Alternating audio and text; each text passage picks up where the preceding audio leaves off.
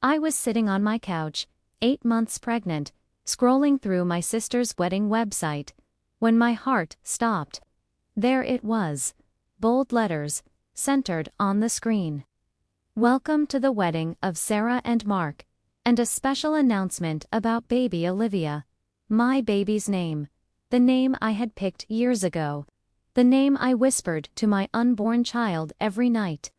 And the worst part, my sister looked me in the eyes 2 weeks earlier and said, "I would never do that to you."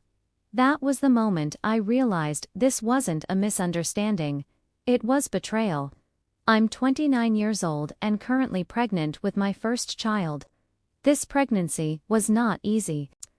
I struggled with fertility issues for years, had multiple miscarriages, and honestly, there were times I thought motherhood might never happen for me. My sister Sarah is 32. She's always been the golden child. Louder, more confident, always needing attention. Growing up, everything somehow became about her birthdays, graduations, even my achievements.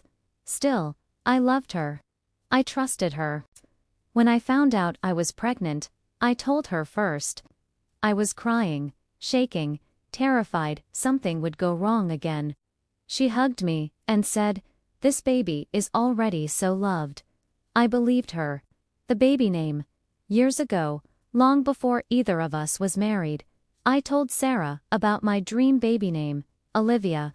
It was my grandmother's name, the woman who practically raised us after our parents divorced. The woman who held my hand through every loss, every surgery, every disappointment. I always said, if I ever have a daughter, her name will be Olivia. Sarah knew this. Everyone knew this.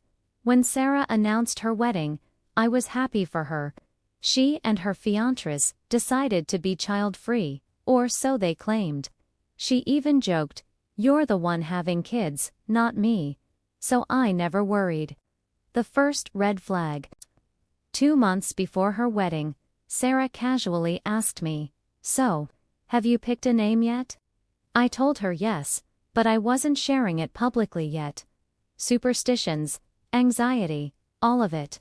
She smiled strangely and said, "Oh, come on, it's just between us." Against my better judgment, I told her. Olivia. Her smile froze for half a second, then she laughed. "That's cute." That was it. The announcement that changed everything. Fast forward to last week, I see the wedding website update. Special announcement. Sarah is suddenly pregnant. And she's naming her baby Olivia. Not a nickname, not a variation, the exact same name. I immediately called her, shaking. She answered like nothing was wrong. I said, "Please tell me this is a joke." She sighed and said, "You don't own a name." The confrontation. I reminded her of everything. Grandma, the miscarriages, the years I waited. She said, "Well, I'm pregnant too. And I like the name now." I asked why she didn't talk to me first. Her response, "I didn't think you'd react like this." I started crying. She told me I was being dramatic. Then she said the sentence that broke something in me. "If it matters so much, you can just pick something else." The family turns on me. I told her I needed space. I told her I wasn't sure I could attend the wedding. Within hours, my phone exploded. My mother said I was ruining the happiest time of Sarah's life. My aunt accused me of being jealous. My father said, "Family is more important than names." Not one person asked how I felt. Not one. Sarah posted a passive-aggressive Instagram caption about toxic people who can be happy for others. Everyone knew it was about me. My breaking point. I tried to compromise. I suggested one of us use Olivia as a middle name. She refused. I asked her if she'd be okay with 2 cousins having the same name.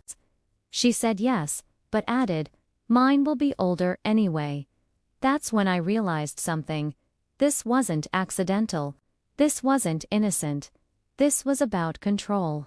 My decision: I told Sarah I wouldn't attend the wedding. I said I loved her, but I couldn't celebrate someone who knowingly hurt me during the most vulnerable moment of my life. She told me I was selfish. She said, "Don't expect me to be around when your baby is born if you do this." That night, I felt my daughter kick for the first time, and I cried harder than I ever have. Where things stand now, the wedding is next week.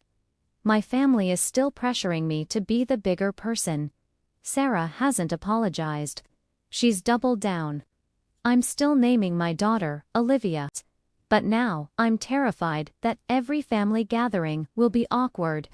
That my child will grow up feeling second best, just like I always did. So AITA, am I the asshole for refusing to attend my sister's wedding after she stole my baby name? Or was this the final straw in a lifetime of being overshadowed?